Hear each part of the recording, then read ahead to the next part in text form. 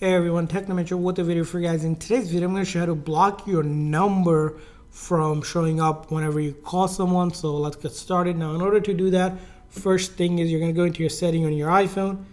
And from there on, you're going to go to your phone setting.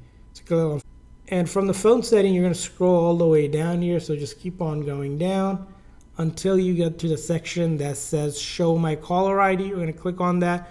And right here is your caller ID. Basically, that will show up the number whenever you call someone. In order to block or hide your number, simply turn that off and no longer it will show them your number. So that's one way to do it.